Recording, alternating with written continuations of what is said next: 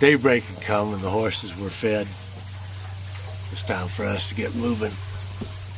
That first cup of coffee had cleared my head and I was feeling almost human. I saddled up the little Seal Bay with her favorite working saddle. We kissed the baby and then bridled up and went hunting for the cattle. It had been a good summer with light, steady rain. Calves were fat and happy. That'll change as we're branding them up, I thought, riding out on my appy. The morning was cloudy. It was cold as a beer. The horizon yellow and low. We rode to that west fence together in that peaceful morning glow. We were holding hands and talking. And as the sky began to snow, I gazed in her eyes and I realized I'm the luckiest fella I know. I was out on the land as God intended with my Pam who loves me so. It seemed like heaven just 'cause she was there. And then together we drove those cows home. My fantasy shares my shower, and she kisses me for pleasure. And she makes me feel all warm in my heart. And her smile was my greatest measure. I love her more than cutting cows. And I don't know for sure what I'll do if I ever have to start a day where we don't share an I love you.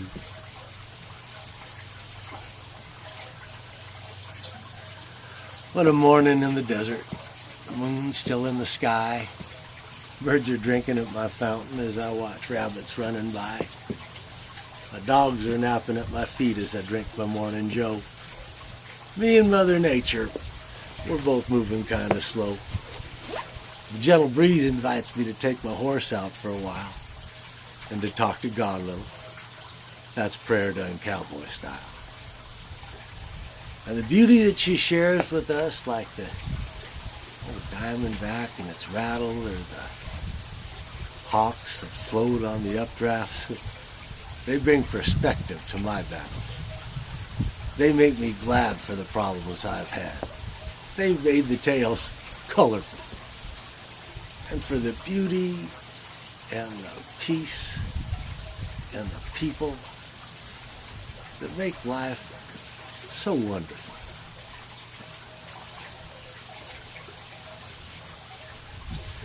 The vaquero lives a lonely life, lots of time for thought. When you spend too much time alone, you don't waste it on small talk. So when he told me of his life, I listened and I learned. I learned about the things he loved and what made him concerned. I heard about his growing up chasing horses across Mexico, through rocky mountain passes, killer heat, numbing snow. He told stories of his father, of his daughter and his sons, tales about his uncles and the battles they had won. He talked to Court and Lily, the wild part of his life and the ways that she had tempted him into making her his wife. We spoke of things that mattered. And I learned about the man, about hard work and sacrifice, and when to take a stand.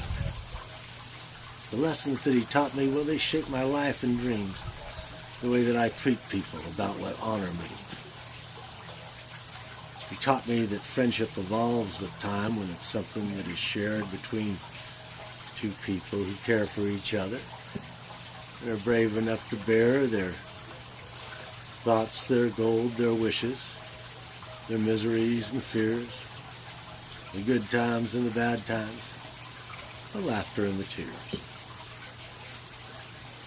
You showed me that true riches aren't found in a bank account, but in the richness of your character and the things that truly count. And so when I think of Robert, the vaquero, and my good friend, I thank God for every moment that I had to spend with the man who taught me so very much, and who has been so kind and giving, and who added so much pleasure to this wonder that I'm living. You know, the best thing for the inside of a man is the outside of a horse. Now, I'm not the person that said that, of course.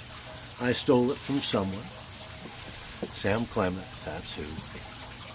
But for me, Why, it's just undeniably true.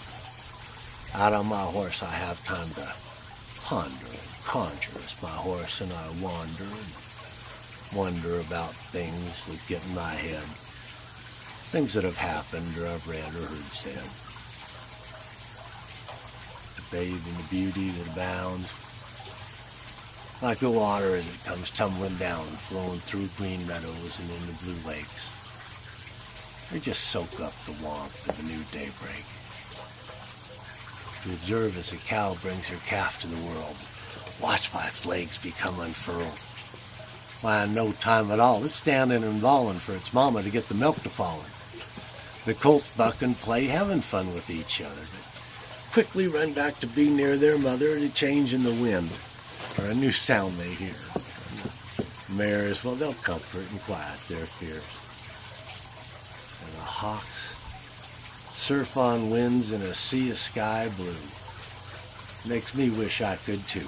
But I'll settle for my horse and a clear mountain day, and I'll ponder and I'll conjure and I'll wander away.